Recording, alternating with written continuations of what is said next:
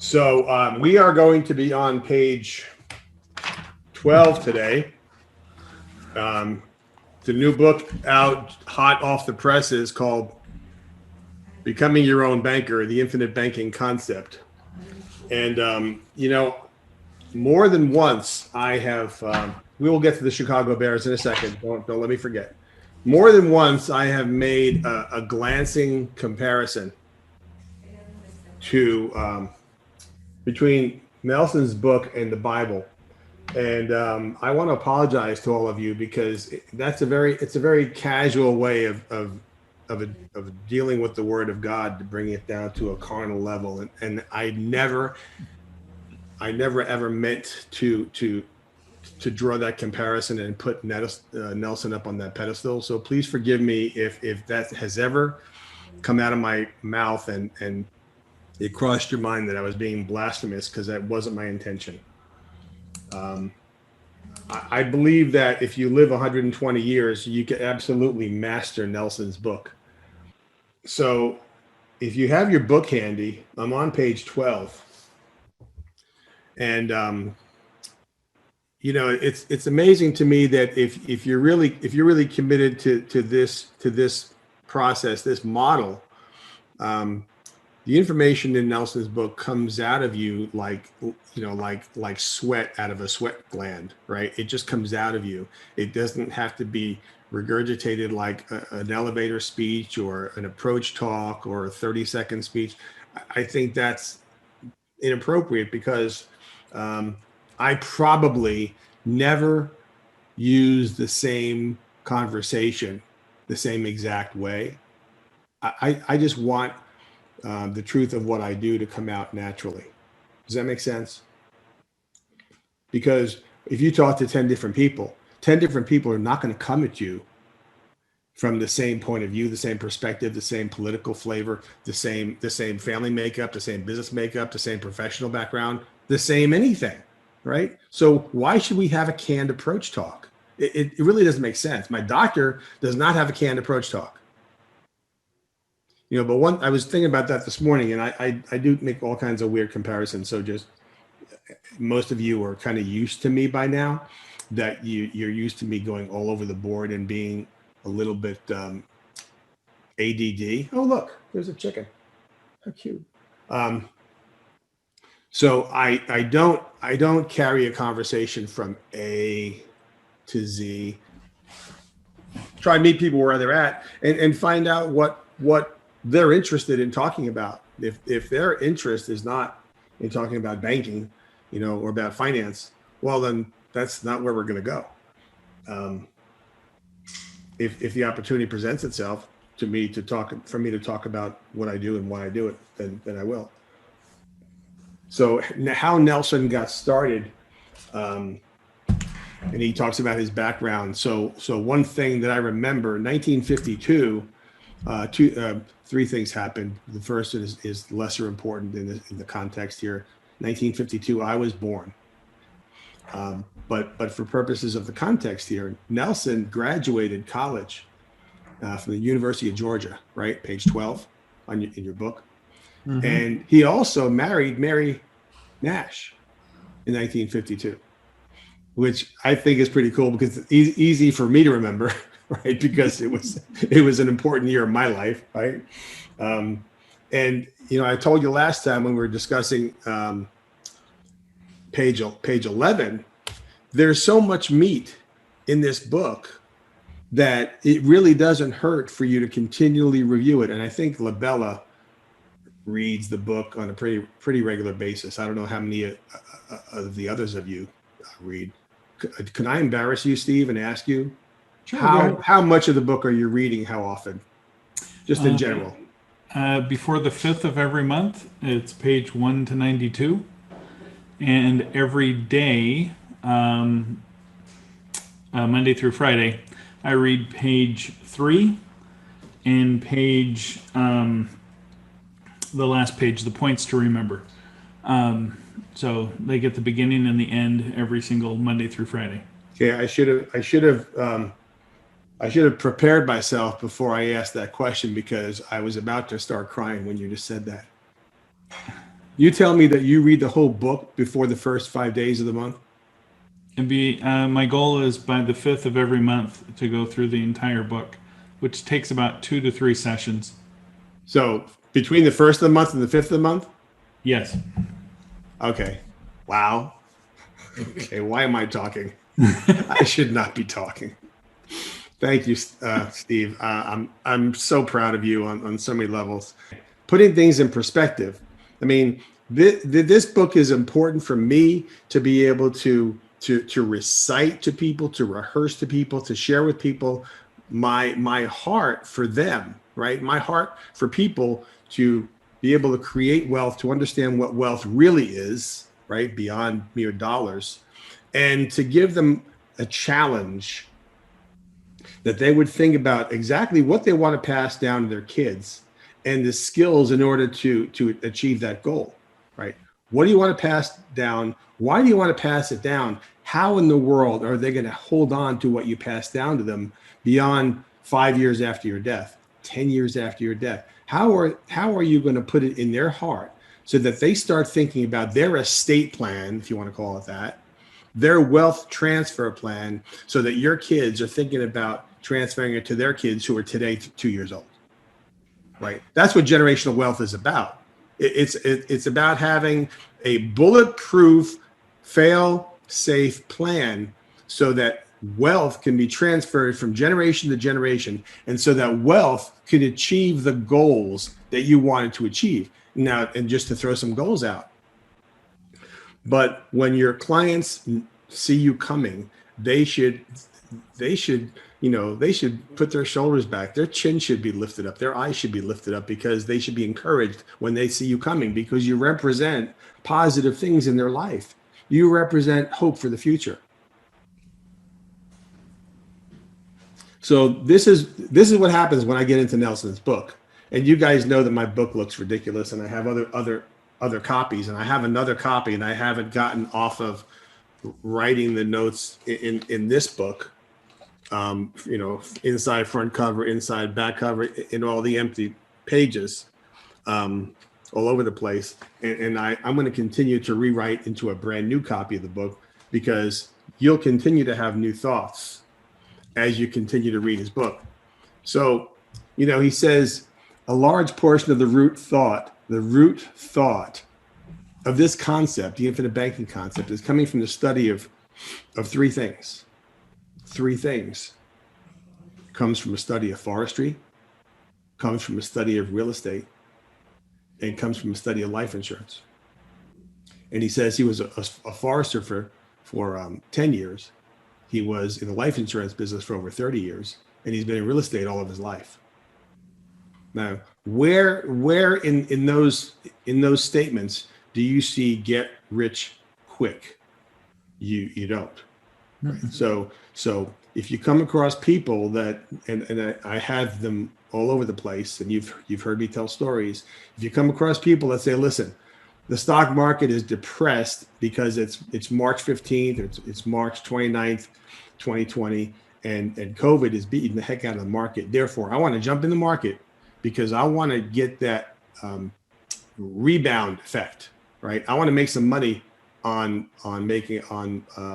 the market rebounding and coming back from the depression that it's been in the last few months. Okay, so what I hear then is, I haven't been in the market for a long time. I haven't studied the market for a long time.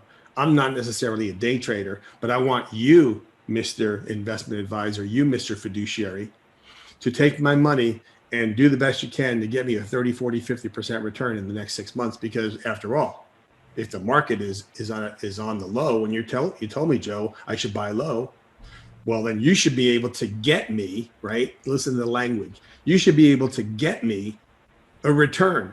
And it's all short-term thinking, and it's entitlement, isn't it? There's some entitlement built into that. So I'm thinking about, and I'm just beginning to think about the similarities and the different character traits of these three goals, these three thoughts, these three places: forestry, real estate, and life insurance. And so I made a couple of notes, and again, just starting to make some notes here on this thought itself. And so, what does forestry have to do with? What's important if you're a forester and you're going to raise a forest full of healthy trees? Well, you need time, right? When's the best time to plant a tree? 20 years ago. When's the second best time? Today. Because you're going to need another 20 years to see some benefit, right? If it's a fruit tree, it might take years before you get your first apple, your first peach, your first fig, right? It takes good soil. It takes a good environment. In other words, it takes nutrients. You have to furnish the right environment for that tree to grow. There needs to be sunlight. There needs to be circulation or velocity of these things. Nutrients, water, sunlight, all those things need to go into the plant, which becomes a tree. There's a certain type of a bamboo tree, and I forget what it was. A certain type of a bamboo tree that grows inches in the first 5 to 10 years, and then grows over 100 feet in the last of those years. Steve, you might know which one I'm referring to, and I can't think of the name of it. I do not. So the last thing that is involved in I'm sure there are more, but one of the last things that I'm going to mention on forestry is care, right? There has to be someone caring over this forest that is desired to be grown. Now, you could say, well, there's lots of forest land in the country that is cared for by nobody but God. Well, it's totally cared for, isn't it? So you can't get away from the fact that care is necessary. Then look at real estate. What are the three most important elements of real estate, right? Location, location, location. Fine. But what does Nelson refer to in his development of the real estate concept, the real estate endeavor in his life? Leverage, right? So there's leverage in forestry. There's leverage in real estate. So he's bringing out the idea of real estate because he was buying a bunch of real estate, and then all of a sudden in 1980, 81, the prime rate went up to 20%, et cetera, 21%. He was paying 23% interest on $500,000. I noticed on page 12 that he says, I was paying $67,500 interest on $500,000 of principal. Now, I'm surprised that none of you have come back to me and said, Joe, I've done the math. And 23% of $500,000 is absolutely not $67,500. Well, correct. Part of it has to do with whether it's an amortized schedule. If it's interest only, obviously the number is not $67,500, it's $115,000. You know what? I'm not really going to worry about that right now. I'm sure that if I torture a calculator, it'll yield up the right number, because I don't think Nelson made too many mistakes in his book. He's imperfect. He's a human being. But we might want to look at an amortization schedule and see if that gives us a different answer.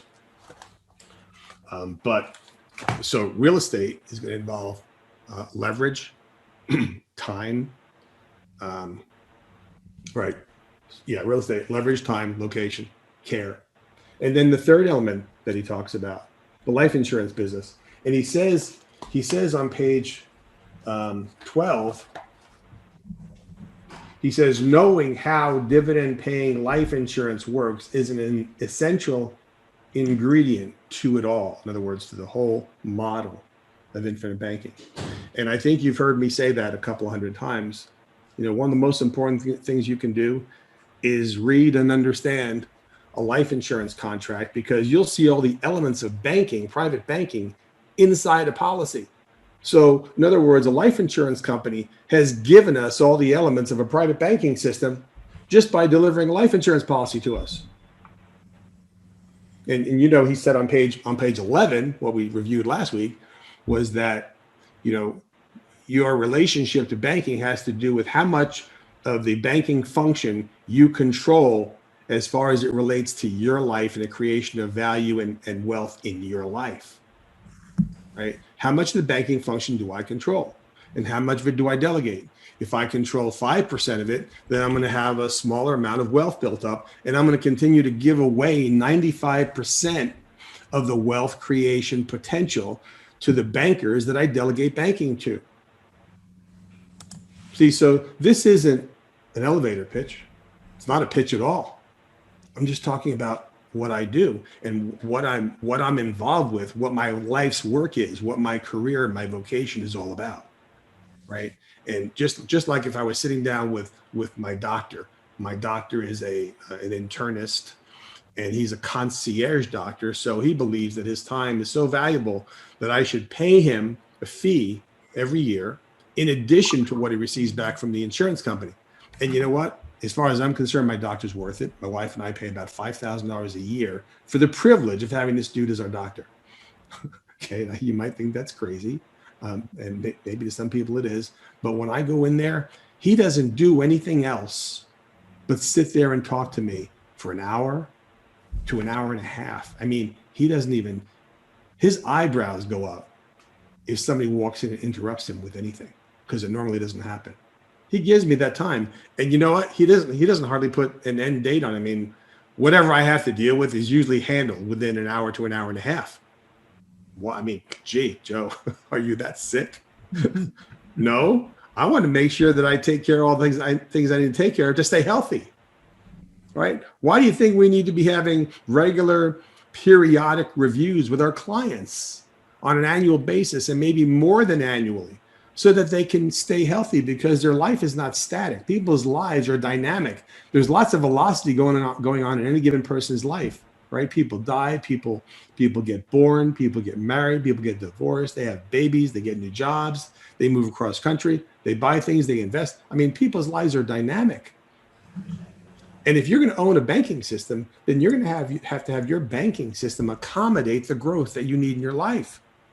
And that's why if you look at my life insurance schedule, it follows a pretty severe curve upward. Because after I met Nelson, I realized what a horrible job I had done of building up my life insurance warehouse of wealth, right? And I started buying bigger and bigger policies. So forestry, he says you're dealing with compound interest without the impact of taxation on the buildup over a long period of time. I mean, that's pretty interesting, isn't it? So here we are. We have folks in Congress who would like nothing more than to get their hands on this tax-free bonus, beautiful model that we have going on for the past 250 years, 300 years. They would like nothing more than to tax the inside buildup. Okay, if you're going to start taxing the inside buildup of everything, I guess you'll have to tax the inside buildup of gold as it goes up from one year to another. Well, then what happens if it goes down? Oh, I don't know. It's not my problem, right? But that's what you're going to have to deal with if you want to start taxing the inside buildup of everything. Or you want to start taxing the inside buildup of forest land that a forest owner or a lumber company owns? You want to start taxing the inside buildup? You better hire another 100,000 CPAs to do that, right? And if we start taxing the inside buildup of life insurance, guess what? It's going to be less attractive from a societal point of view, and people may buy less. I mean, intelligent people, informed people, educated people, people with wisdom and care about their family are going to continue to buy more because they're not going to care about the taxation, because there's nothing else that could take the place of life insurance policy. I'm breathing. I need to breathe for a second. Velocity of, Steve, I don't know. It's just you and me, buddy. You and I are the only ones on camera. So I can't see the shocked looks on everybody else's face as I share this information. So he's talking about forestry. He's talking about real estate business. He's talking about life insurance. And he's talking about leverage. Right there on page 12 is where he alludes to the fact that you finance everything you buy. It's the second paragraph at the bottom, left side of the page. You finance everything you buy. You either pay interest to somebody else, or you give up the interest you would have earned when you pay cash. Mm-hmm. Now, you notice in this whole first column of this page, he talks about long term. Now, a couple of things occur to me. One is, if you're in the sales business, and I was surfing yesterday on the television for a little bit, after we'd come back from lunch after church, and I turned to a movie called The Wolf of Wall Street, and I don't the same Leonardo DiCaprio. Right. Yep. And you know what? I don't think there's anything in that movie that I really identify with. There may be some things that you can point out that are parallel to what we do, but I would think that everything I watched in that movie probably identify the opposite of who we are, right? Because and the opposite of what Nelson talks about in the first column of page 12, because Nelson is talking about long term, meaning generational wealth. And these guys, the Wolf of Wall Street, are talking about making a killing before they get off the phone. So can I write you up, Mr. Smith, for $6,000 or $8,000 worth of this penny stock that is going to pay your mortgage off if it hits? And people say, yeah, I think I'll do $8,000. Let's see if we can take this for a ride and make a quick profit. And he hangs up the phone, and he has all kinds of vulgarities, both visually and verbally, to characterize the pigeon that he just hung up with, because all he did was he just transferred money from their pocket into commissions. That's what his life's endeavor was all about, was making himself rich by transferring other people's money into his pocket. Our goal is to make our client families rich by educating them and by teaching them how money works, how finance works, right? And if you look at it on a dollar cost or a value given basis, you're going to find out that we don't make a lot of money per hour. But that's not why we do it. You know what I was taught in the early years, 1976, was that you're gonna work for kind of slave wages in the early part of your career, and then the later part of your career, you're going to be horribly or obscenely overpaid. And when you get overpaid by somebody who writes a big policy, you know what that person's going to do? That person, that beautiful person who loves their family and buys a $5 million policy because they love their family, they're going to pay for your time so that you can give care to people who make $30,000 a year or $50,000 a year. You're going to be subsidized, and you're going to be profited on the one side so that you can give and share, right? You're going to be subsidized so that you could share with everyone, not just rich people, right? We're trying to get people up that continuum, that time money continuum, and help lift them up that scale. But in the meantime, we're trying to get to them to understand that the purpose of capital is to do good. So Nelson's whole point here is this is a long-term model. You should have a long-term perspective. And how many of us have spent our entire professional lives, business lives, adult lives, working on getting money, myself included, working on making money, and not spending the time that I should spend in teaching my kids about finance? Because when you teach your kids about finance, you're actually teaching your kids about life. You're teaching your kids about life in business, about life in government, about life in the economy, about relationships and how friendships work and how business relationships work. And some of those business relationships turn out not to be friendships, right? They turn out to be antagonistic and volatile. But in terms of Nelson's comment about long term, here's a question that I wrote down at the bottom of my page 12. How long are you willing to work in order to gain wealth or to become rich? Now, you're always going to get those kind of superficial answers. Well, money's not important to me. We already established that. Money's not important, right? But when I go see my doctor, I need to pay him, or I need to go find another doctor. You know, I was trying to get a hold of my friend Jim Oliver yesterday because he forced himself to play in a golf tournament while he wasn't feeling well. And so I'm going to talk to him later this morning. But I had to remind him, um, you're not impervious to the things that happen to mortal human beings, right? You're not made of steel. And on May 1st, 2005, my heart stopped 3 times that day, 3 times, because I was dehydrated. And you know what? You can't treat dehydration casually, because what does Nelson say? Everything in the planet requires water to run through it, including our bodies. And if a sufficient amount of water doesn't run through our bodies, then we're going to die, right? And if too much water runs through over our bodies and we submerge for too long, then we'll die from drowning, right? So there has to be a balance, right? How long are you willing to work in order to get rich? How long are you willing to work in order to fulfill your goals? What are your goals? I mean, how many of your clients are buying policies or not buying policies, and they're talking to you and taking up your time, they're taking up their own time, and they're not even sure what their goals are? For some people, their goal is to make it through Friday, because Friday's payday, right?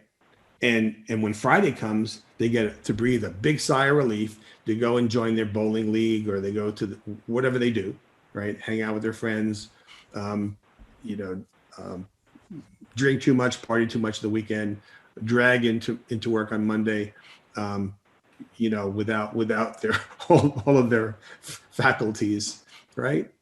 Because they're not crazy about their job. They're doing a job to satisfy an immediate goal, which is pay the bills that are due this Friday. And what we're saying is, man, if your life is about that, you need to think. You need to think some more. Life is too short to just have a short-term goal and not have long-term goals. Yeah, of course you have to pay your bills, but what else is there, right? It's spending time with my grandkids, for example, right? It's having more vacations. It's being efficient in my work and productive in my work, and diligent and excellent in my work, so people will recognize that I love them and that I'm doing the best I can for them, so that they will refer people to me and I can continue working. My goal is to continue working, right? The infinite banking concept is about the infinite game of continuing to work. It's not to win and then stop working, right? Work is a privilege. Time, 9:37. So, Nelson talks about the financial geniuses. He talks about what a good time he was having. He was on a roll, buying real estate, using other people's money, creating leverage, creating profits. He said he went to Europe in 1977 for a month from the profit that he made from one property, and he had not seen the property yet as of the printing of this book, 2001. Right. So he had the property for 25 years and had never seen it. In other words, he was in high cotton. He was having a good time. But guess what? That good time was short-lived. Even though it lasted a while, it was short-lived, because then comes the high interest years in the 1980s. And then it was time to pay the piper, as us older people say. And now prime rates started to go up in the 19, 20, 21%. And that's where he makes his comment about, oh my goodness, $67,000 a year. How am I gonna pay this interest? This is crazy. I was only planning on having a good time. I was only planning on the good stuff. I wasn't planning on the work, right? I was not planning on paying for the dinner. I was planning on just eating and eating and eating. And they're having it never end, and never having that waiter or server come and present me with a bill.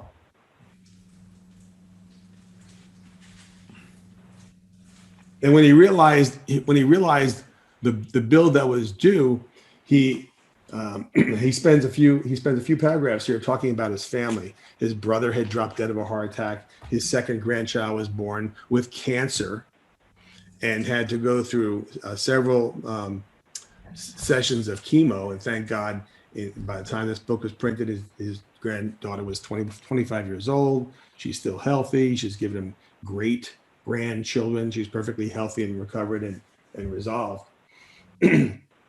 He says you spend a lot of time on your knees when you go through situations like this.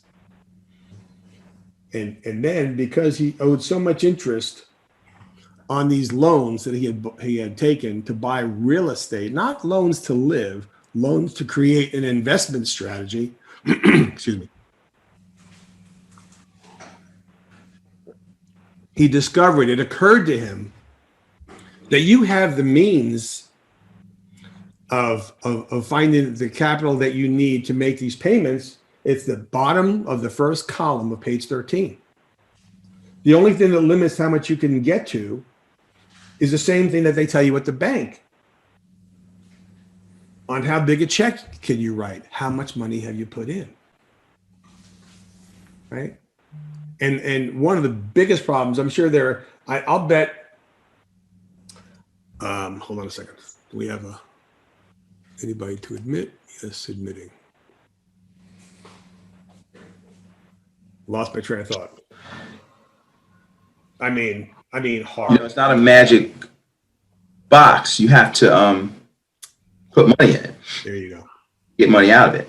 Hey, Curtis, I'm sorry to keep you on hold. So look at what happened. This occurred to him because he had been involved. Hey, guys, put your mics on mute. He had been involved in a life insurance business. When can we talk? I just got let into a Zoom call I'm supposed to be on. They just finally let me in. Okay. Can you guys hear me? Are you available later this afternoon? Can you guys hear me? Not? Okay. The only thing that limits how much you can draw on is how much have you put in. And he was in the business for decades before he realized this. This is ordinary, right? This is ordinary. People are in the life insurance business to sell policies. They're selling policies to meet their short-term goals, and they're not thinking about the long term. How big a check can you write? And he says he had already been. I got to unmute you because I can't stand. How do I unmute everyone?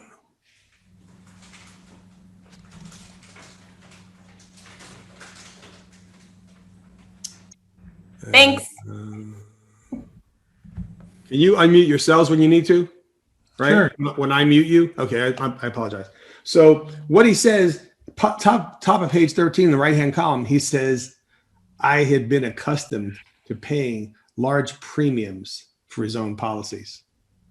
See that there was a revelation to me because when I first met Nelson, I thought I was killing a bear in 2001 when I was already in the business for a nice neat package, 25 years, right?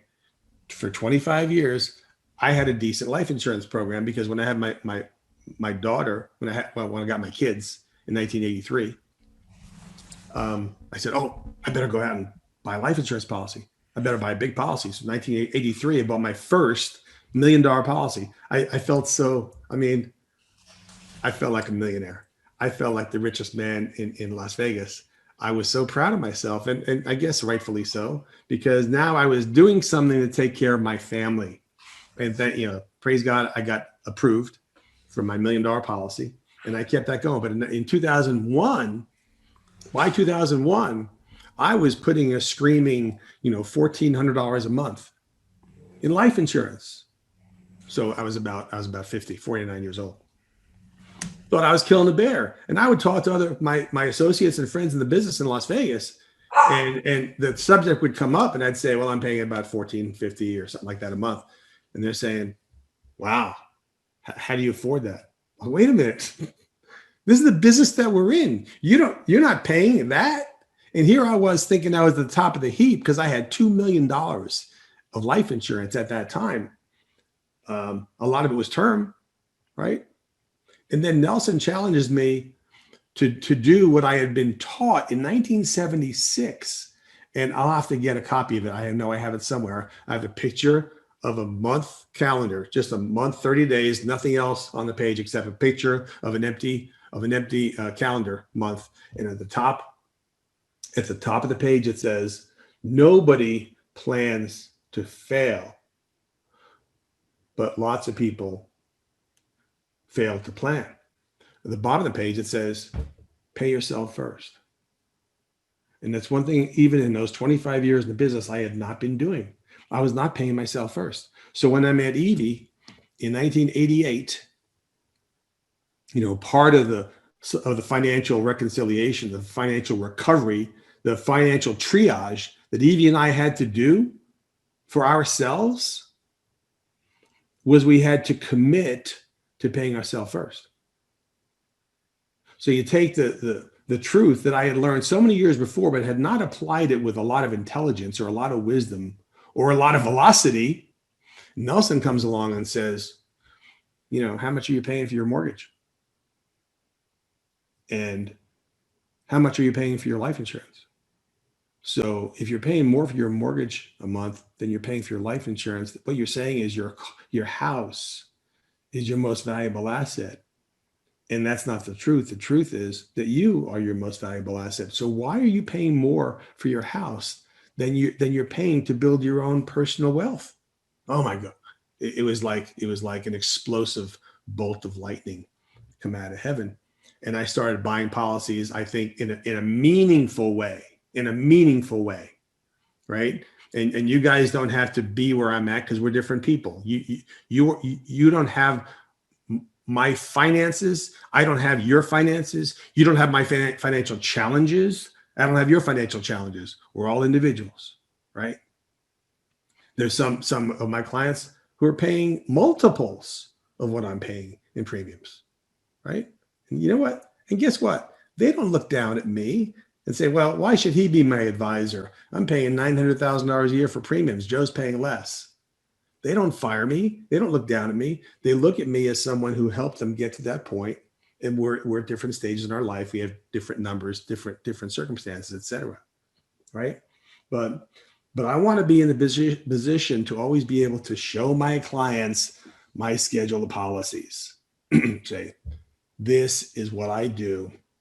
This is what I do with it. This is what I've been building, and this is what I've been teaching. And he says there in like the second line of that second column on page 13, he says, it was evident to me that I needed to increase my life insurance premiums dramatically. Hello, both hands raised, right? In order to create the pool of cash values that I needed to conduct my life. But remember, he already owed $500,000. And so he didn't say, well, I got to wait until I get healthy financially. That's like me going to the doctor and saying, listen, I got to wait until I get healthy before I start running. I got to wait until I get healthy to start eating right. I got to wait until I get healthy to stop eating so much candy. Wait, Joe, you're not making any sense. And my doctor is very, very sophisticated. And he says, do I have to hit you with a 2x4? No.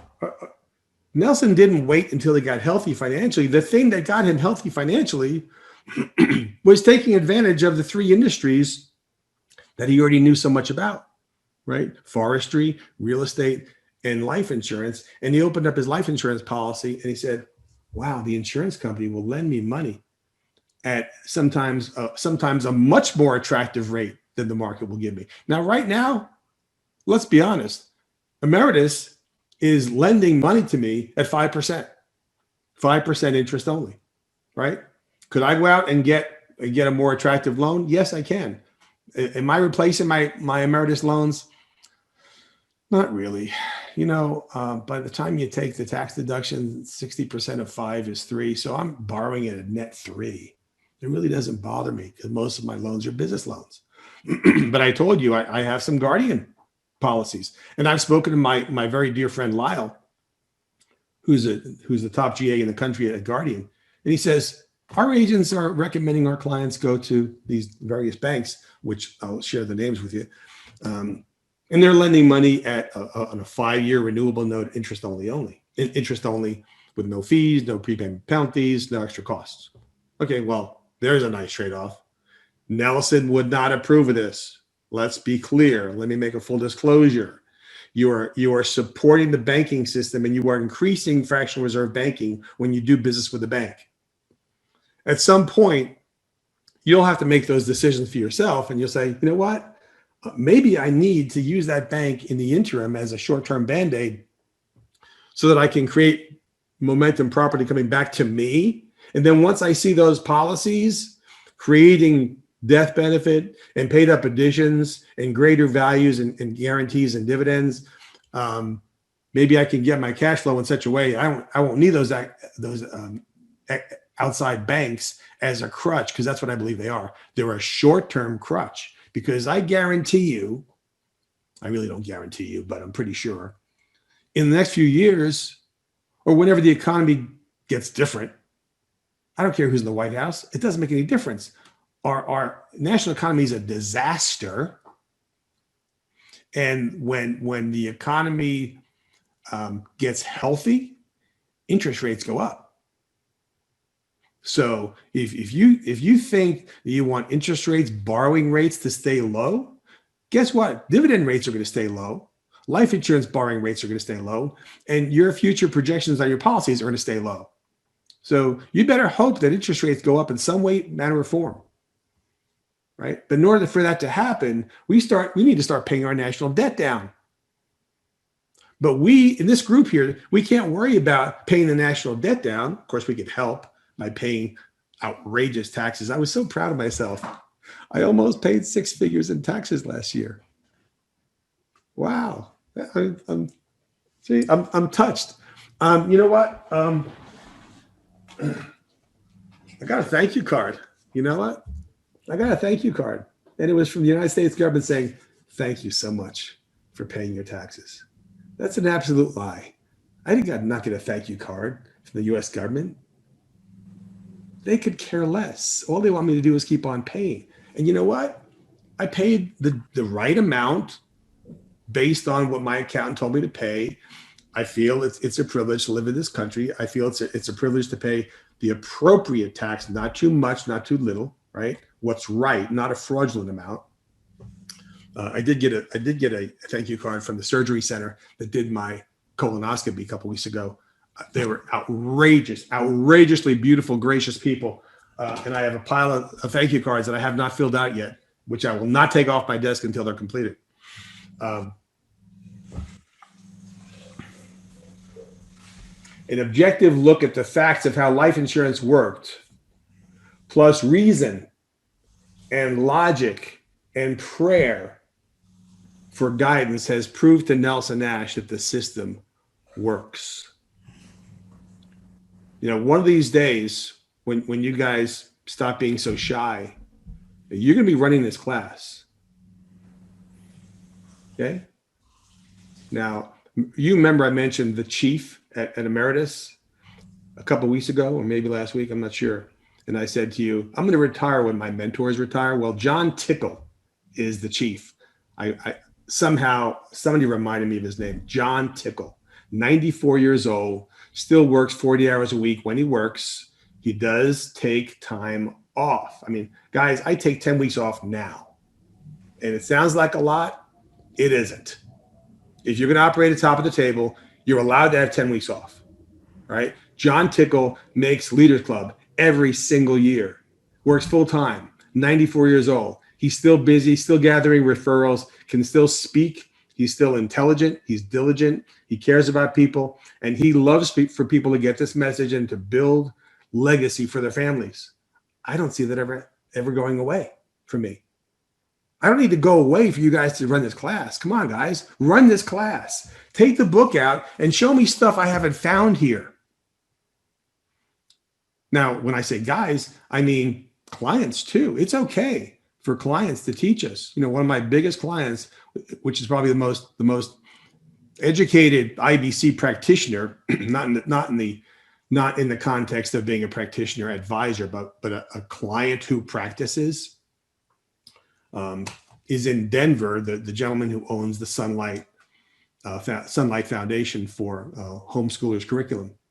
There's no one that I know that has read more about finance than he has. Nobody. There's no 5 people I know who have read as much about finance as he has individually.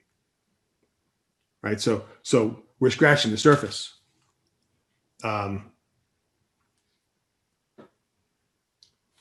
Nelson was paying $100,000 a year to banks, and somewhere in the tens of thousands a year in life insurance premiums. So the way we describe it is he had a polarity problem, right? So he was delegating maybe 80% of his banking needs to an outside bank and letting them get the profits. But if you have to have belief, of course, and you can't do things that are out of order. You can't just stop paying all your creditors and stop paying your power bill and stop paying your car payment and say to your spouse or your significant other or your best friend or your accountability partner, forget all those people. I'm going to start buying life insurance with every dollar I have. Well, no. You have to honor the promises you've made to everyone. You can't have your power turned off, or you can't do a Zoom meeting. But back in the day, when I learned to pay yourself first, I wasn't thinking any further than the 10%, because Evie and I made a covenant in 1988. We would return a tenth to God, and that God didn't have any problem with us being in second position. I mean, I thought that was pretty generous of him. And in fact, I don't know if it's spiritually correct or not, but hopefully our giving has increased. I know it's increased as far as the dollars are concerned, but it should also increase in terms of percentage. But it's okay if you give God his tenth that belongs to him, and it all belongs to him, but give him a tenth and then put a tenth away for you. And then what Nelson taught me was that put yourself in first position ahead of your mortgage payment, ahead of your groceries, ahead of your mad spending, your entertainment, ahead of the money you spend for toys. Gee, if you're paying interest on credit cards, your family bank is not coming first. Make sense? Mm-hmm. So I gave you 2 pages for the price of 1. We for the most part reviewed page 12 and 13. Now, one of the things that we're going to do is we're going to reintroduce Nelson Nash and take some of his 10-hour seminar and review some of that together on some of these calls, because I don't think there's anything more important than sharpening the saw and making sure that we understand what Nelson is teaching us in the first place. Second of all, apply it in our own lives. Thirdly, teach it to others. And I mean, you can't sell what you don't own. You can't own a restaurant and not eat your own cooking, right? And not eat it in massive quantities. And I've said this all the time. I learned this probably at my MetLife days. You are going to sell every single month as much as you own in life insurance. If you own a little bit, you're going to sell a little bit. If you own $1 million, you're going to sell $1 million a month if you're working full time. I think my total life insurance, guys, is still not $10 million. It's still below 10 million. And you know what? I don't make excuses for that. My life insurance program is really healthy. It's really cool to be able to have to say that I've got a 7-figure cash value balance, right? And that's the only reason why I have clients who have a 7-figure cash value balance. You know what I don't have yet? I don't have one client with an 8-figure cash value balance. But isn't it a matter of time? Sure it is. And if we put together some of the corporate clients, I could cheat, say, well, the employees of this one company that I did a big deferred comp on 20 years ago, they might be approaching 8 figures. You know what? I don't really care. What's important is that we tell the truth for people, that they have the light bulb turn on, and that they're able to employ this stuff for their own lives, their own families. I don't know how many different truths are going to occur to me, but Nelson talked about real estate, about forestry, about life insurance. I think that one of the biggest challenges that we have, and we haven't solved this, I haven't solved it, is what do we do to help our clients implement the transfer of generational wealth? What do we do to implement? Because most of my clients have kids that are grown. A lot of our clients have kids that are grown, and the clients are going to tell me, well, my kid is I'm a lawyer, my kid's a lawyer. So my kid is all about pursuing a career in law. So that means that child is going to be preoccupied with law. Now they're going to get paid, but they're going to be ignoring the second business that they should be in, right? The first business is the business that produces your income and pays for your lifestyle and subsidizes your growth and creates your wealth. And the second business is the business that finances all that.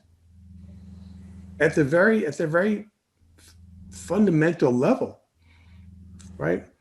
We're teaching our clients that you need to be in control of the banking function so that you can create 2 streams of income, right? Be diligent to your herds and your flocks, 2 sources of income.